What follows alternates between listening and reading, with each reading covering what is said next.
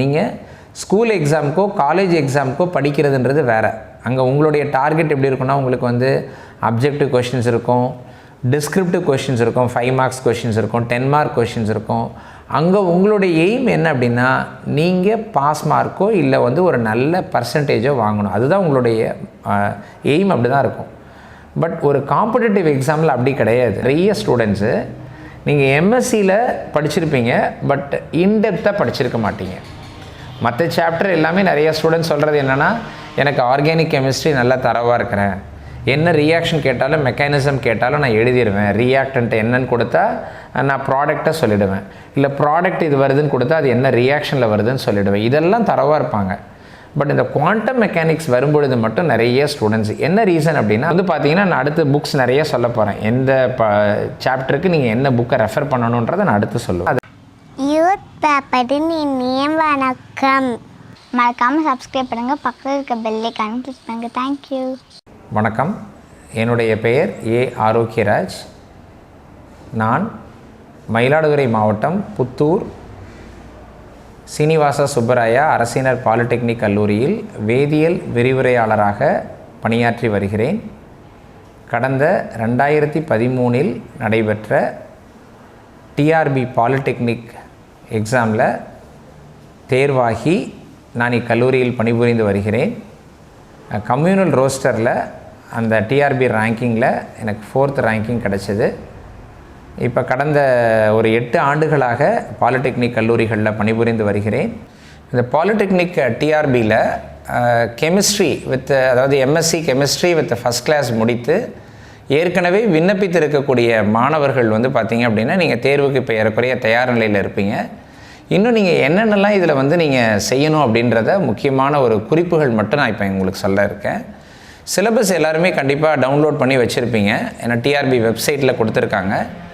இந்த சிலபஸ் வந்து பார்த்திங்க அப்படின்னா பிஜிடிஆர்பி சிலபஸை விட கொஞ்சம் டிஃப்ரெண்ட்டாக இருக்கும். உங்களுக்கு பிஜிடிஆர்பியில் வந்து பார்த்திங்கன்னா +2 லெவல் அப்படின்றதுனால நிறைய விஷயங்கள் வந்து 3 சப்ஜெக்ட்டுமே ஈக்குவலாக கொடுத்துருப்பாங்க. Physical chemistry, inorganic chemistry, organic chemistry, இந்த 3ஐயுமே ஏறக்குறைய ஓரளவுக்கு சரிசமமாக கொடுத்துருப்பாங்க.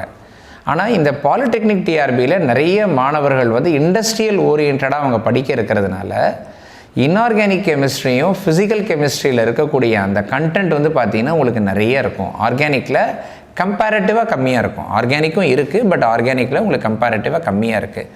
இப்போ உங்களுக்கு என்னென்ன யூனிட் இருக்குது அப்படின்னு பார்த்தீங்கன்னா, உங்களுக்கு ஃபஸ்ட்டு எடுத்த உடனே அனலிட்டிக்கல் கெமிஸ்ட்ரின்னு ஒரு சாப்டர் இருக்குது. அதுதான் ஃபஸ்ட்டு யூனிட். உங்களுக்கு இந்த அனலிட்டிக்கல் கெமிஸ்ட்ரியை பொறுத்த வரைக்கும் உங்களுக்கு நீங்கள் பிஎஸ்சி எம்எஸ்சியில் நிறைய அனலிட்டிக்கல் மெத்தட்ஸ் நீங்கள் படிச்சிருப்பீங்க. ஸோ அது சம்மந்தமான உங்களுக்கு கேள்விகள் நிறைய அதில் கேட்கப்படும். இந்த அனலிட்டிக்கல் கெமிஸ்ட்ரி பொறுத்த வரைக்கும் உங்களுக்கு நிறைய ப்ராப்ளம்ஸ் கிடையாது, எல்லாமே உங்களுக்கு தியரி பாட்டை தான் உங்களுக்கு நிறைய கொஷின்ஸ் கேட்பாங்க. அடுத்தது உங்களுக்கு 2வது யூனிட் என்ன அப்படின்னு பார்த்தீங்கன்னா, structure and bonding, acids and bases, redox reactions. அதாவது ஸ்ட்ரக்சர் அண்ட் பாண்டிங்கில் என்னென்ன டைப்ஸ் ஆஃப் பாண்டிங்லாம் இருக்குது. இப்போ for example ionic bonding, covalent bonding, metallic bonding, lattice energy, factors affecting the formation of bonding, அப்புறம் ionisation energy, electron affinity.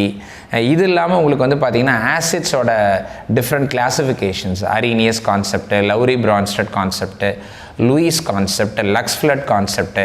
So இந்த மாதிரி ஆசிடுக்கு என்னென்ன கொள்கைகள்லாம் இருக்கோ அதை பற்றி நீங்கள் தெளிவாக படிக்கணும். அதே மாதிரி பேஸஸ்க்கும் இதே மாதிரி கான்செப்ட்ஸ் இருக்குது. அடுத்தது வந்து ஹார்ட் சாஃப்ட் ஆசிட் பேஸ் பிரின்சிபல்னு இருக்கும், HSAB பிரின்சிபல் இருக்கும். ரெடாக்ஸ் ரியாக்ஷன்ஸ், அதாவது ஆக்சிடேஷன் ரெடக்ஷன் ரியாக்ஷன்ஸ், இதை பற்றி நீங்கள் தரவாக இந்த சாப்டரில் படிக்கணும். இதுக்கு ஃபுல்லாக உங்களுக்கு வந்து தியரி பாட்டு தான். இதுலேயும் உங்களுக்கு வந்து ப்ராப்ளம்ஸ் கேட்க மாட்டாங்க, ஃபுல்லாக உங்களுக்கு தியரி பாட்டு தான் இருக்கும். அடுத்து 3வது யூனிட் என்ன அப்படின்னு பார்த்தீங்கன்னா, நியூக்ளியர் கெமிஸ்ட்ரி.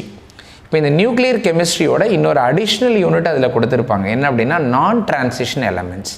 இப்போ நியூக்ளியர் கெமிஸ்ட்ரியில் நீங்கள் என்னென்ன படிப்பீங்க அப்படின்னா, நியூக்ளியர் ஃபிஷன், நியூக்ளியர் ஃபியூஷன், அப்புறம் டிரான்ஸ்யூரேனிக் எலமெண்ட்ஸ் எப்படி நம்ம சிந்தசைஸ் பண்ணுறோம், அதோட ப்ராப்பர்ட்டிஸ், அப்புறம் ரேடியோ ஆக்டிவ் ஐசோடோப்ஸ், அதோட யூசஸ், அப்புறம் ஹாஃப் லைஃப் பீரியட், அது சம்மந்தமான ப்ராப்ளம்ஸ். உங்களுக்கு கண்டிப்பாக ஹாஃப் லைஃப் பீரியடை வச்சு ப்ராப்ளம்ஸ் வந்து உங்களுக்கு இந்த சாப்டரில் நியூக்ளியர் கெமிஸ்ட்ரியில் கண்டிப்பாக கேட்பாங்க. ஸோ இது வந்து one of the chapter that comes under both physical as well as inorganic. ரெண்டுலேயுமே உங்களுக்கு வந்து கவர் ஆகிறதுனால ப்ராப்ளம்ஸும் உங்களுக்கு இதில் வரும், அதே மாதிரி தியரிட்டிக்கல் பார்ட்டும் உங்களுக்கு இதில் இருக்கும்.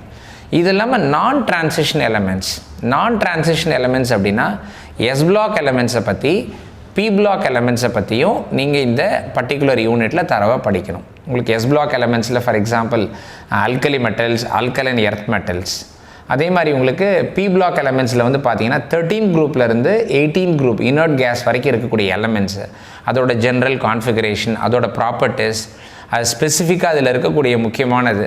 இப்போ ஃபார் எக்ஸாம்பிள் ஒரு கொஷின் பாருங்களேன், த ஒன்லி நான் மெட்டல் இந்த லிக்விட் ஸ்டேட், கண்டிப்பாக அது வேறு ஒன்றும் கிடையாது, புரோமின். ஸோ அந்த மாதிரி ஸ்பெசிஃபிக்காக இந்த பீரியாடிக் டேபிள் ரிலேட்டடாக எஸ் பிளாக்குக்கும் பி பிளாக்குக்கும் இருக்கக்கூடிய கண்டென்ட்டை நீங்கள் நல்லா தரவாக ப்ரிப்பேர் பண்ணிக்கணும். அடுத்தது 4th யூனிட் என்ன அப்படின்னு பார்த்தீங்கன்னா டிரான்சிஷன் எலமெண்ட்ஸ்னால் வேறு ஒன்றும் கிடையாது, அது டி பிளாக் எலமெண்ட்ஸ். அதாவது எஸ் பிளாக் எலமெண்ட்ஸும் பி பிளாக் எலமெண்ட்ஸும் எர்லியர் யூனிட்டில் வந்துடுது. இந்த யூனிட்டில் நம்ம என்ன பார்க்குறோன்னா டி பிளாக் எலமெண்ட்ஸ், அதாவது டிரான்சிஷன் எலமெண்ட்ஸ். இதில் வந்து பார்த்திங்கன்னா மெயினாக வந்து நிறைய மெட்டல்ஸோட எக்ஸ்ட்ராக்ஷன் அதில் நீங்கள் தரவாக தெரிஞ்சு வச்சுருக்கணும். அந்த மெட்டல்ஸோட ஓர்ஸ் என்ன, அதோட மினரல்ஸ்லேருந்து எப்படி அதை வந்து நம்ம வந்து செப்பரேட் பண்ணி எடுக்கிறோம், பியூரிஃபிகேஷன் ஆஃப் த ஓர். அதே மாதிரி அதில் இருக்கக்கூடிய different metallurgical processes, for example concentration, smelting, roasting, purification, அதே மாதிரி ரீஃபைனிங், இதில் என்னென்ன ஸ்டெப்ஸ்லாம் இருக்குது, எந்த பர்டிகுலர் ஓருக்கு எந்த மெத்தட் நம்ம அப்ளை பண்ணணும். ஃபார் எக்ஸாம்பிள் நீங்கள் வந்து ஒரு சல்ஃபைடு ஓர் எடுத்திங்கன்னா concentration must be done by froth flotation process. ஒரு ஆக்சைடு ஓர் எடுத்திங்கன்னா அது கிராவிட்டி செப்பரேஷன் ப்ராசஸ். அப்போ எந்த ஓருக்கு என்ன மெத்தட் அப்ளை பண்ணணும். அதே மாதிரி இந்த ஓர்ஸ்லேருந்து எப்படி நம்ம அந்த மெட்டலை வந்து செப்பரேட் பண்ணுறோம், அதில் என்னென்ன கெமிக்கல் ரியாக்ஷன்ஸ்லாம் இருக்குது, என்ன மெட்டலர்ஜிக்கல் ரியாக்ஷன்ஸ் இருக்குது அப்படின்றத நீங்கள் அதை தரவாக நீங்கள் ப்ரிப்பேர் பண்ணணும். இந்த டிரான்சிஷன் எலமெண்ட்ஸ் மட்டும் கிடையாது, இதில் பயோ இன்ஆர்கானிக் கெமிஸ்ட்ரின்னு ஒன்று இருக்குது. இப்போ பயோ இன்ஆர்கானிக் கெமிஸ்ட்ரியில் மெயினாக வந்து பார்த்திங்கன்னா குளோரோஃபில், ஹீமோக்ளோபின், இதோட ஸ்ட்ரக்சர் எப்படி இருக்கும், அதில் என்ன மெட்டல் அயான் இருக்குது, அதோட ஸ்ட்ரக்சரில் வந்து என்னென்ன பார்ட்ஸில் இருக்குது, என்ன காம்போனன்ட்ஸ் இருக்குது, அதனுடைய ரோல் என்ன. இப்போ குளோரோஃபில்னு பார்த்தீங்கன்னா குளோரோஃபில் ஏன்னு ஒன்று இருக்குது, குளோரோஃபில் பின்னு இருக்குது. ஹீமோக்ளோபினில் பார்த்தீங்கன்னா ஹீம்னு ஒரு பார்ட் இருக்குது, அதில் என்ன கண்டென்ட்ஸ் இருக்கும். ஸோ இந்த மாதிரியான பயோ இன்ஆர்கானிக் கெமிஸ்ட்ரி சம்மந்தப்பட்ட விஷயங்கள் நீங்கள் நல்லா எக்ஸாஸ்டிவாக ப்ரிப்பேர் பண்ணணும். அடுத்தது இன்ஆர்கானிக்கில் ரியாக்ஷன்ஸ் நிறையா இருக்கும், அதோட மெக்கானிசம்ஸு, ஸ்பெக்ட்ரோஸ்கோப்பி, எப்படி வந்து ஒரு பர்டிகுலர் காம்பவுண்டை நம்ம ஐடென்டிஃபை பண்ணுறது, இன்ஆர்கானிக் கெமிஸ்ட்ரியில் ஐடென்டிஃபை பண்ணுறது with the help of spectroscopy, இதை நீங்கள் நல்லா தரவாக ப்ரிப்பேர் பண்ணிக்கணும். அடுத்தது 5th யூனிட் பார்த்தீங்க அப்படின்னா ஸ்டீரியோ கெமிஸ்ட்ரி. இப்போ ஸ்டீரியோ கெமிஸ்ட்ரியை பொறுத்த வரைக்கும் உங்களுக்கு அதில் இஇசட் நாமன்க்ளேச்சர் இருக்குது, சிஸ் ட்ரான்ஸ் கான்ஃபிகரேஷன் இருக்கும், எப்படி ஒரு பர்டிகுலர் ஸ்ட்ரக்சரை கொடுத்து அது இ கான்ஃபிகரேஷனாக இல்லை இசட்டான்னு கண்டுபிடிக்கிறது. அதே மாதிரி ஆர் கான்ஃபிகரேஷன், எஸ் கான்ஃபிகரேஷன் சொல்லி அதை கரெக்டாக நீங்கள் ஐடென்டிஃபை பண்ணணும். உங்களுக்கு ஸ்ட்ரக்சர் கொடுத்துருவாங்க, நீங்கள் அதை ஸ்டீரியோ கெமிஸ்ட்ரி பிரின்சிபல்ஸை பயன்படுத்தி அது என்ன கான்ஃபிகரேஷன் அப்படின்றத நீங்கள் கரெக்டாக ஐடென்டிஃபை பண்ணணும். அடுத்தது உங்களுக்கு வந்து பார்த்தீங்கன்னா 6th யூனிட்டில் வந்து ஆர்கானிக் ரியாக்ஷன்ஸ் நீங்கள் நிறைய அதில் ப்ரிப்பேர் பண்ணணும். For example nucleophilic substitution, electrophilic substitution. இப்போ நியூக்ளியோஃபிலிக்கில் வந்து பார்த்தீங்க அப்படின்னா SN1, SN2, SNIன்னு ஒன்று இருக்குது, சப்ஸ்டிடியூஷன் நியூக்ளியோஃபிலிக் இன்டர்னல். அதே மாதிரி எலக்ட்ரோஃபிலிக் சப்ஸ்டிடியூஷன் ரியாக்ஷன்ஸில் அதே மாதிரி எலிமினேஷன் ரியாக்ஷன்ஸ் இருக்குது. இப்போ எலிமினேஷனில் வந்து பார்த்தீங்க அப்படின்னா டீஹைட்ரோ ஹாலஜனேஷன் வந்து ஒரு எலிமினேஷன் ரியாக்ஷன். அதில் மெக்கானிசம் இருக்குது, E1 மெக்கானிசம், E2 மெக்கானிசம், என்ன காம்பவுண்ட் என்ன மெக்கானிசமில் அது வந்து ரியாக்ட் பண்ணும். இப்போ ஃபார் எக்ஸாம்பிள் ஒரு டெர்ஷரி அல்கைல் ஹாலைடா, அது வந்து பார்த்திங்கன்னா SN1 மெக்கானிசமாக இருக்கும்.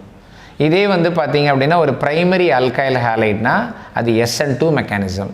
அந்த மெக்கானிசமில் என்ன இன்டர்மீடியேட் வரும், என்ன டிரான்சிஷன் ஸ்டேட் வரும், ரியாக்டண்ட்டோட கான்ஃபிகரேஷனுக்கும் ப்ராடக்டோட கான்ஃபிகரேஷனுக்கும் என்ன டிஃப்ரென்ஸ் இருக்குது. இப்போ ஃபார் எக்ஸாம்பிள் SN1 அப்படின்னா உங்களுக்கு ரெசிமிக் மிக்சர் கிடைக்கும், SN2 அப்படின்னா வால்டன் இன்வர்ஷன் கிடைக்கும். ஸோ என்ன ரியாக்டண்ட்டு அதுக்கு என்ன ப்ராடக்ட் வரும், அந்த ப்ராடக்டை மட்டும் தெரிஞ்சிருக்கக்கூடாது, அதனுடைய ஸ்டீரியோ கெமிஸ்ட்ரி நீங்கள் தெரிஞ்சிருக்கணும், அதனுடைய கான்ஃபிகரேஷன் எப்படி இருக்கும். இப்போ ரியாக்டன்ட் வந்து ஒரு கான்ஃபிகரேஷன் இருக்கணுமா, அதே கான்ஃபிகரேஷன் தான் ப்ராடக்ட் இருக்குமா, இல்லை இன்வெர்டட் கான்ஃபிகரேஷன் வருமா அப்படின்றத நீங்கள் தெளிவாக தெரிஞ்சு வச்சுருக்கணும்.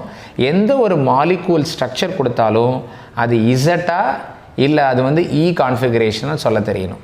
அதே மாதிரி ஆர் கான்ஃபிகரேஷனா எஸ் கான்ஃபிகரேஷனா இதை உங்களால் ஐடென்டிஃபை பண்ண தெரியணும்.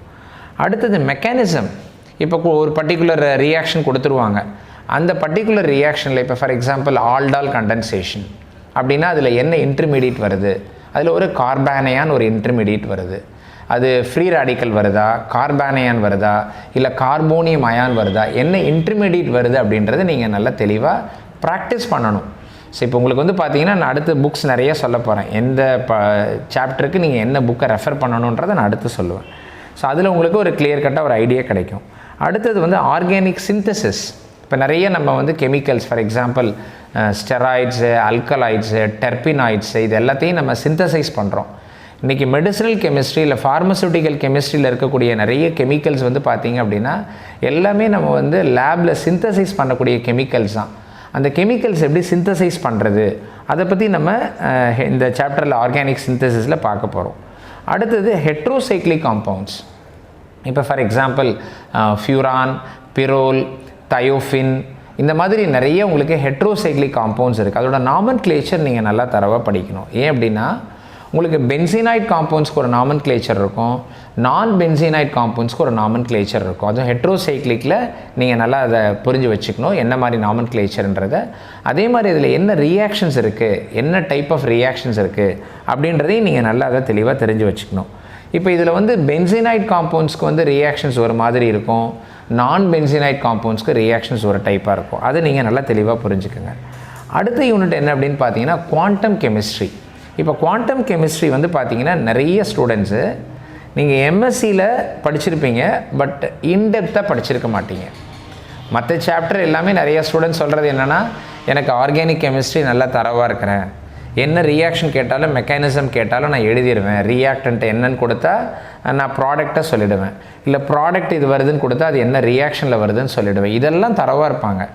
பட் இந்த குவாண்டம் மெக்கானிக்ஸ் வரும்பொழுது மட்டும் நிறைய ஸ்டூடெண்ட்ஸ் என்ன ரீசன் அப்படின்னா அதற்கான அவங்களுக்கு அந்த ஃபவுண்டேஷன் கிடையாது. ஸோ கண்டிப்பாக ஒரு பிஜி டிஆர்பி படிக்கக்கூடிய ஸ்டூடெண்ட்டாக இருக்கட்டும், இல்லை பாலிடெக்னிக் டிஆர்பி படிக்கக்கூடிய ஸ்டூடெண்ட்டாக இருக்கட்டும், மெயினாக நீங்கள் ஃபோக்கஸ் பண்ணக்கூடிய ஒரு சாப்டர் அப்படின்னா அது குவாண்டம் கெமிஸ்ட்ரி. இந்த குவாண்டம் கெமிஸ்ட்ரியில் தான் நிறைய ஸ்டூடெண்ட்ஸ்க்கு மார்க்ஸை ஸ்கோர் பண்ண மாட்டாங்க. என்ன ரீசனாக நிறைய பேர் அதை மெமரைஸ் பண்ணி படிச்சிருப்பாங்க.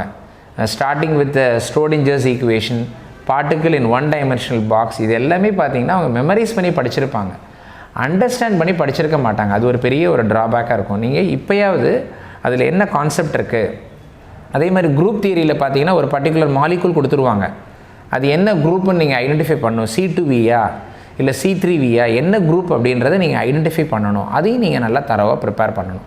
ஸோ விச் மீன்ஸ் டோட்டலாக இந்த 2 சாப்டரில் உங்களுடைய எஃபர்ட் நிறைய தேவைப்படும். ஒன்று குவாண்டம் மெக்கானிக்ஸ், இன்னொன்று குரூப் தியரி. இது ரெண்டுலேயும் நீங்கள் நிறைய ப்ரிப்பேர் பண்ண வேண்டியிருக்கும். அடுத்தது பார்த்தீங்க அப்படின்னா கெமிக்கல் கைனட்டிக்ஸும் தெர்மோடைனமிக்ஸ்.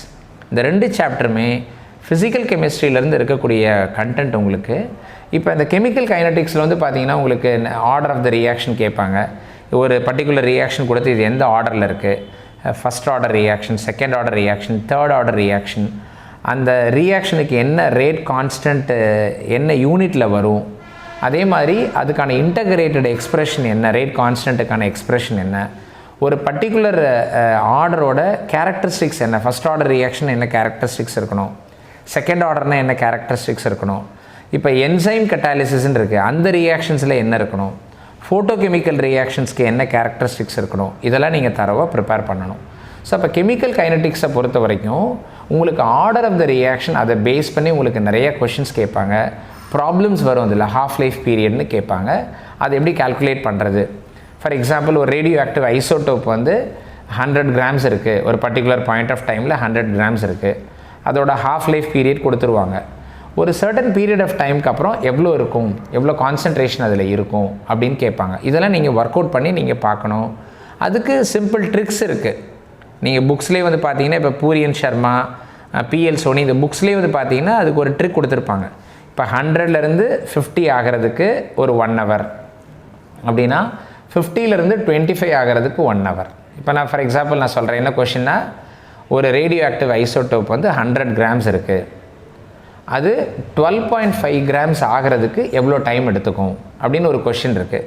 இங்கே ஹாஃப் லைஃப் பீரியட் கொடுத்துருக்காங்க, 1 hourன்னு கொடுத்துருக்காங்க. அப்போ நம்ம ஈஸியாக இதை ஒர்க் அவுட் பண்ணிடலாம். எப்படின்னா 100 வந்து இனிஷியல் கான்சன்ட்ரேஷன், ஃபைனல் கான்சன்ட்ரேஷன் எவ்வளோ 12.5. இதுக்கு எவ்வளோ டைம் ஆகும்னு கேட்குறாங்க. பட் ஹாஃப் லைஃப் பீரியட் எவ்வளோ 1 hour. அப்படின்னா என்ன அர்த்தம்னா 100லேருந்து 50 ஆகிறதுக்கு 1 hour, 50லேருந்து 25 ஆகிறதுக்கு, 50ல் பாதி 25 இல்லையா, அதுக்கு 1 hour, 25ல் பாதி எவ்வளோ 12.5 அதுக்கு 1 hour. அப்போ டோட்டலாக எவ்வளோ டைம் ஆகுது 3 hours. அப்போ 100ல் இருக்கக்கூடிய இனிஷியல் கான்சன்ட்ரேஷனை 12.5 கொண்டு வரதுக்கான டோட்டல் டைம் டியூரேஷன் எவ்வளோன்னு கேட்டால் 3 hours.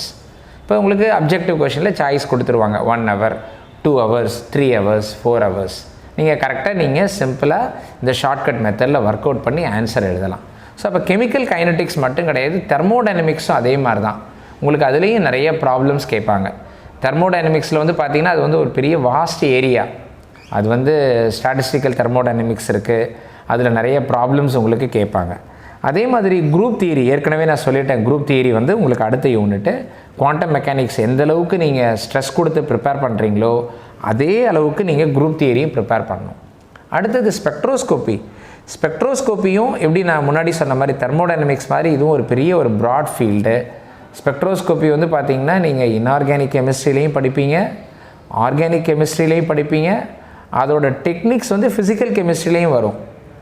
ஸோ எல்லா சாப்டர்ஸ்லேயும் உங்களுக்கு கவர் ஆகக்கூடிய ஒன்று என்னென்னு பார்த்தீங்கன்னா ஸ்பெக்ட்ரோஸ்கோப்பி. இப்போ ஆர்கானிக் ஸ்பெக்ட்ரோஸ்கோப்பின்னு பார்த்தீங்கன்னா என்ன பண்ணுவாங்க அப்படின்னா ஒரு பர்டிகுலர் காம்பவுண்டோட என்எம்ஆர் சிக்னல் கொடுத்துருவாங்க, நியூக்ளியர் மேக்னெட்டிக் ரெசனன்ஸ் சிக்னல் கொடுத்துருவாங்க. கொடுத்து அதுலேருந்து நீங்கள் கண்டுபிடிக்கணும் அது என்ன காம்பவுண்ட், அது அந்த ரெஃபரன்ஸ் வேல்யூ வச்சு நீங்கள் கண்டுபிடிக்கணும். அதே மாதிரி யூவிலையும் உங்களுக்கு அந்த ஸ்பெக்ட்ரமோட ரேஞ்ச் கொடுத்துருவாங்க, ஐஆரில் கொடுத்துருவாங்க.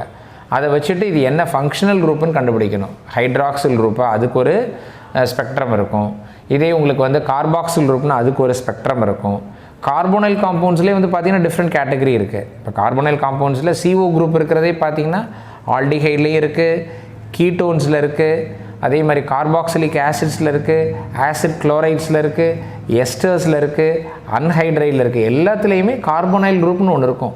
பட் ஒவ்வொரு காம்பவுண்டுக்கும் ஒரு ஃபங்க்ஷனல் குரூப் இருக்கிறதுனால உங்களுக்கு என்ன ஆகிடும்னா அதற்கான ஸ்பெக்ட்ரம் வந்து வேறு மாதிரி வரும். அதை நீங்கள் கரெக்டாக ஐடென்டிஃபை பண்ணணும். கொடுத்துருவாங்க ஒரு பர்டிகுலர் காம்பவுண்டு, அது வந்து இந்த ஸ்பெக்ட்ரம் வேல்யூஸ்லாம் கொடுத்துருக்கு, இது என்ன காம்பவுண்டாக இருக்கும் அப்படின்னு கேட்பாங்க. ஸோ அப்போ கண்டிப்பாக உங்களுக்கு அதில் நீங்கள் வேல்யூஸ்லாம் நீங்கள் மெமரைஸ் பண்ணி வச்சுருக்கணும். இந்த ரேஞ்சிலேருந்து இந்த ரேஞ்சுக்குள்ளே இருந்தால் இது ஹைட்ராக்சில் குரூப், கார்பாக்சில் குரூப்னால் இந்த ரேஞ்சில் வரணும். ஓகே, ஸோ அப்போ உங்களுக்கு அந்த வேல்யூஸ் தெரிஞ்சதுன்னா ஈஸியாக நீங்கள் வந்து அந்த காம்பவுண்டை கண்டுபிடிச்சிடலாம். ஸோ இதுதான் ஆர்கானிக் ஸ்பெக்ட்ரோஸ்கோப்பி. இதே மெத்தடில் இன்ஆர்கானிக் ஸ்பெக்ட்ரோஸ்கோப்பிலையும் உங்களுக்கு கேட்பாங்க. இப்போ ஐஆர் ஸ்பெக்ட்ரோஸ்கோப்பி, ராமன் ஸ்பெக்ட்ரோஸ்கோப்பி, அதோட பிரின்சிபல்ஸ் என்ன பிரின்சிபல் அது ஒர்க் ஆகுது அப்படின்றதெல்லாம் உங்களுக்கு வந்து பார்த்திங்கன்னா இன்ஆர்கானிக்லேயும் ஃபிசிக்கல்லையும் கேட்பாங்க. அடுத்தது எலக்ட்ரோ கெமிஸ்ட்ரி, ஃபோட்டோ கெமிஸ்ட்ரி. இப்போ எலக்ட்ரோ கெமிஸ்ட்ரின்னு பார்த்தீங்கன்னா அதில் Faraday's first law of electrolysis, Faraday's second law of electrolysis, அப்புறம் இதை பேஸ் பண்ணி ப்ராப்ளம்ஸ் நிறைய கேட்பாங்க. இப்போ ஃபார் எக்ஸாம்பிள் ஒரு எலக்ட்ரோலைட் வழியாக நம்ம வந்து கரண்ட்டை பாஸ் பண்ணுறோம், எவ்வளோ மெட்டல் டெபாசிட் ஆகும், இல்லை எவ்வளோ டைமுக்கு நம்ம வந்து கரண்ட்டை பாஸ் பண்ணணும், கரண்ட் ஸ்ட்ரென்த்தை கால்குலேட் பண்ணுறது. ஸோ இந்த மாதிரி உங்களுக்கு நிறைய electro chemistry, chemical kinetics, nuclear chemistry, இது எல்லாத்துலேயுமே உங்களுக்கு நிறைய ப்ராப்ளம்ஸ் நிறைய கேட்பாங்க. அதுக்கேற்ற மாதிரி நீங்கள் ப்ராக்டிஸ் பண்ணி வச்சுக்கணும். சரி, இப்போ இவ்வளோ சாப்டர்ஸ் இருக்கே, எப்படி ப்ரிப்பேர் பண்ணுறது? இதுக்கான இந்த கண்டென்ட் நிறைய இருக்குது, எப்படி நான் ப்ரிப்பேர் பண்ணுறதுன்னா முதல்ல நீங்கள் கண்டென்ட்டை அனலைஸ் பண்ணணும். நீங்கள் ஸ்கூல் எக்ஸாமுக்கோ காலேஜ் எக்ஸாமுக்கோ படிக்கிறதுன்றது வேறு. அங்கே உங்களுடைய டார்கெட் எப்படி இருக்குன்னா உங்களுக்கு வந்து அப்ஜெக்டிவ் கொஷின்ஸ் இருக்கும், டிஸ்கிரிப்டிவ் கொஷின்ஸ் இருக்கும், 5 மார்க்ஸ் கொஷின்ஸ் இருக்கும், 10 மார்க் கொஷின்ஸ் இருக்கும். அங்கே உங்களுடைய எய்ம் என்ன அப்படின்னா நீங்கள் பாஸ் மார்க்கோ இல்லை வந்து ஒரு நல்ல பர்சன்டேஜோ வாங்கணும். அதுதான் உங்களுடைய எய்ம், அப்படி தான் இருக்கும். பட் ஒரு காம்படிட்டிவ் எக்ஸாமில் அப்படி கிடையாது. ஒரு ஃபார் எக்ஸாம்பிள் ஒரு 1 lakh கேண்டிடேட்ஸ் அப்பியர் ஆகிறாங்கன்னா how you are going to be different from the remaining candidates, அவங்கள்ட்ட நீங்கள் உங்களை டிஃப்ரென்ஷியேட் பண்ணி பார்க்கணும். அப்போ என்னென்னா உங்களுடைய ப்ரிப்ரேஷன், உங்களுடைய மெத்தட் ஆஃப் அப்ரோச் எப்படி இருக்கணும்னா நீங்கள் ஹோல் சிலபஸை முதல்ல அனலைஸ் பண்ணி இதில் எப்படிலாம் கொஷின்ஸ் கேட்பாங்க. ஏற்கனவே இருக்கிற டிஆர்பி இருக்கு இல்லையா, பிஜிடிஆர்பி கொஷின்ஸ் நீங்கள் பார்க்கலாம். அதில் கொஷின் பேங்க் உங்களுக்கு மார்க்கெட்டில் புக்ஸ் அவைலபிளாக இருக்குது.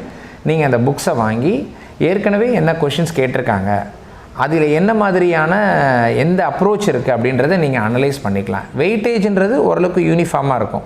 இப்போ ஃபார் எக்ஸாம்பிள் 5 யூனிட் இருக்குது அப்படின்னா எல்லா யூனிட்லேயும் உங்களுக்கு ஈக்குவல் வெயிட்டேஜ் தான் உங்களுக்கு கொடுத்துருப்பாங்க. ஸோ அப்போ ப்ரீவியஸ் கொஷின்ஸை நீங்கள் ஒரு தடவை கோத்ரூ பண்ணாலே உங்களுக்கு ஒரு ஐடியா கிடைக்கும். அதில் இருக்க அந்த கொஷின் பேங்க்கில் இருக்க கொஷின் ஆன்சர்ஸ் நீங்கள் ட்ரை பண்ணுங்கள். ஸோ முதல்ல உங்களுடைய அப்ரோச்சை வந்து நீங்கள் மாற்றிக்கணும். எப்படின்னா, எவ்வளோ கண்டென்ட் கொடுத்துருக்காங்க, இதில் என்னென்ன சாப்டர்ஸ்லாம் எனக்கு வந்து ஈஸியாக இருக்குது. So first of all you have to know your strength and weakness. இப்போ ஒரு கேண்டிடேட் வந்து பார்த்தீங்க அப்படின்னா ஆர்கானிக் கெமிஸ்ட்ரி நல்லா தரவாக இருப்பாங்க, இன்ஆர்கானிக் கெமிஸ்ட்ரி தரவாக இருப்பாங்க, இந்த மேத்தமேட்டிக்ஸ் பாயிண்ட் ஆஃப் வியூவில் கொஞ்சம் வீக்காக இருப்பாங்க. ஸோ அவங்க என்ன பண்ணணும், ஃபிசிக்கல் கெமிஸ்ட்ரி நல்லா ஃபோக்கஸ் பண்ணணும். ஏன்னா ஃபிசிக்கல் கெமிஸ்ட்ரி நான் வந்து நெக்லெக்ட் பண்ணிடலாமான்னா பண்ணக்கூடாது. ஏன்னா அதுலேருந்து உங்களுக்கு வெயிட்டேஜ் இருக்குது. அப்போ நீங்கள் என்ன பண்ணணுன்னா உங்களுடைய ஸ்ட்ரென்த்து, இப்போ ஃபார் எக்ஸாம்பிள் ஒரு கேண்டிடேட் வந்து ஏற்கனவே ஸ்கூல் எஜுகேஷனில் ஒர்க் பண்ணிகிட்டு இருக்காங்க, ஒரு 12th ஸ்டாண்டர்டுக்கு ஒரு 11th ஸ்டாண்டர்டுக்கு அவங்க கெமிஸ்ட்ரியோ ஃபிசிக்ஸோ எடுத்துகிட்டு இருக்காங்க அப்படின்னா அந்த 11th 12th போர்ஷன்ஸ் அவங்க தரவாக இருப்பாங்க, அது ஜென்ரலாக இருக்கும். பட் குவாண்டம் மெக்கானிக்ஸ் வந்து உங்களுக்கு 11th 12th கிடையாது. அதே மாதிரி குரூப் தியரி கிடையாது, ஸ்பெக்ட்ரோஸ்கோப்பி கிடையாது. இந்த சாப்டர்ஸில் நீங்கள் நிறைய ஃபோக்கஸ் பண்ணணும். அப்போ தான் உங்களால் வந்து நல்லா ஸ்கோர் பண்ண முடியும். நீங்கள் ஸ்கோர் பண்ணி அதாவது உங்கள் கூட கம்பீட் பண்ணுற மற்ற கேண்டிடேட்ஸை விட நீங்கள் என்ன பண்ணணும், நிறைய மார்க் நீங்கள் வாங்கணும். உங்களுடைய சக போட்டியாளர்களை விட நீங்கள் எப்படி உங்களை வேறுபடுத்தி பார்க்குறீங்க, அதுதான் ரொம்ப முக்கியம். ஸோ இப்போ இதில் என்னென்னலாம் உங்களுக்கு புக்ஸு நீங்கள் ரெஃபர் பண்ணணும் அப்படின்னா, ஏற்கனவே அந்த 11th 12th புக் இருக்கு இல்லையா, ஏன்னா அதான் ஃபண்டமெண்டல் கெமிஸ்ட்ரி பொறுத்த வரைக்கும். இப்போ எப்படி நம்ம வந்து ஒரு டிஎன்பிசி எக்ஸாமுக்கு வந்து சமச்சீர் கல்வி புக்ஸை சொல்கிறோமோ, அதே மாதிரி ஒரு டிஆர்பிக்கு 11th 12th இருக்கக்கூடிய அந்த கண்டென்ட்டை நீங்கள் நல்லா தரவாக ப்ரிப்பேர் பண்ணணும். அது வந்து ஆர்கானிக் கெமிஸ்ட்ரியாக இருந்தாலும் ஃபிசிக்கல் இன்ஆர்கானிக் எல்லாத்துக்குமே உங்களுக்கு அது ஃபண்டமெண்டல். இது இல்லாமல் புக்ஸு நிறையா இருக்குது, ஒவ்வொரு சாப்டருக்கும் ஒரு புக் இருக்குது. இப்போ ஃபார் எக்ஸாம்பிள் வந்து நீங்கள் ஆர்கானிக் கெமிஸ்ட்ரின்னு பார்த்தீங்க அப்படின்னா எம்எஸ்சி லெவலில், அதாவது ரியாக்ஷன் அதோட மெக்கானிசம்ஸு இதை நீங்கள் ப்ரிப்பேர் பண்ணணும் அப்படின்னா அதுக்கு ஜெரி மார்ச்னு ஒரு புக் இருக்குது, advanced organic chemistry by Jerry March. நான் சொல்லுவேன் அது வந்து ஒரு பைபிள் மாதிரி, அதாவது கிறிஸ்டியன்ஸ்க்கு எப்படி பைபிளோ அந்த மாதிரி ஒரு ஆர்கானிக் கெமிஸ்ட்ரி படிக்கணும் அப்படின்னு நினைக்கிற ஸ்டூடெண்ட்டுக்கு ஜெரி மார்ச் புக்கு. அதே மாதிரி வந்து பார்த்திங்கன்னா இன்னொரு புக் இருக்குது, மாரிசன் அண்ட் பாய்டு. ஓகே, அதே மாதிரி இன்னொரு புக் இருக்குது, அதில் பால் அண்ட் அருண் பால். இந்த 3 புக்குமே ஆர்கானிக் கெமிஸ்ட்ரிக்கு உங்களுக்கு ஸ்டாண்டர்டாக நீங்கள் ரெஃபர் பண்ணலாம். அதாவது Jerry March, Morrison and Boyd, Bahl and Arun Bahl. P L சோனின்னு ஒரு புக் இருக்குது, பிஎஸ்சி லெவலில் அது ஓகேவாக இருக்கும். இந்த புக்ஸை நீங்கள் தரவாக ப்ரிப்பேர் பண்ணணும். அதுவும் குறிப்பாக பாலிடெக்னிக் டிஆர்பிக்கு ஜெரி மார்ச்சிலேருந்து உங்களுக்கு நிறைய கொஷின்ஸ் கேட்பாங்க. அந்த கண்டென்ட்டை நீங்கள் நல்லா தரவாக ப்ரிப்பேர் பண்ணிக்கோங்க. அடுத்தது உங்களுக்கு வந்து பார்த்திங்கன்னா ஃபிசிக்கல் கெமிஸ்ட்ரின்னு பார்த்தீங்கன்னா அட்கின்ஸ்னு ஒரு புக் இருக்குது. அதே மாதிரி பூரியன் சர்மா, இது 2வது புக். கிளாஸ்டன் அண்ட் லூயிஸ், அதாவது எலமெண்ட்ஸ் ஆஃப் ஃபிசிக்கல் கெமிஸ்ட்ரின்னு ஒரு புக் இருக்குது, கிளாஸ்டன் அண்ட் லூயிஸ். அது இல்லாமல் தெர்மோடைனமிக்ஸ் பை கிளாஸ்டன் அண்ட் லூயிஸ்ன்னு இருக்குது, electro chemistry by Glasstone and Lewis. ஒவ்வொரு சாப்டருக்கும் ஒன்று இருக்குது. இப்போ ஃபிசிக்ஸில் வந்து பார்த்திங்கன்னா உங்களுக்கு தெர்மோடைனமிக்ஸ்னால் பிரிஜ்லால் அண்ட் சுப்ரமணியம் இருக்கும். அதே மாதிரி வந்து மேக்னட்டிசம் பிரிஜ்லால் அண்ட் சுப்ரமணியம். அந்த பர்டிகுலர் ஆத்தர் வந்து பார்த்திங்கன்னா எல்லா சாப்டருக்கும் புக்கு போட்டிருப்பாங்க. அதே மாதிரி ஃபிசிக்கல் கெமிஸ்ட்ரியில் கிளாஸ்டன் அண்ட் லூயிஸ் வந்து பார்த்திங்கன்னா எல்லா சாப்டருக்கும் உங்களுக்கு புக் இருக்குது. தெர்மோடைனமிக்ஸ்க்கு இருக்குது, எலக்ட்ரோ கெமிஸ்ட்ரிக்கு இருக்குது. ஸோ நீங்கள் அதை நல்லா தரவாக ப்ரிப்பேர் பண்ணிக்கோங்க ஃபிசிக்கல் கெமிஸ்ட்ரி பொறுத்த வரைக்கும்.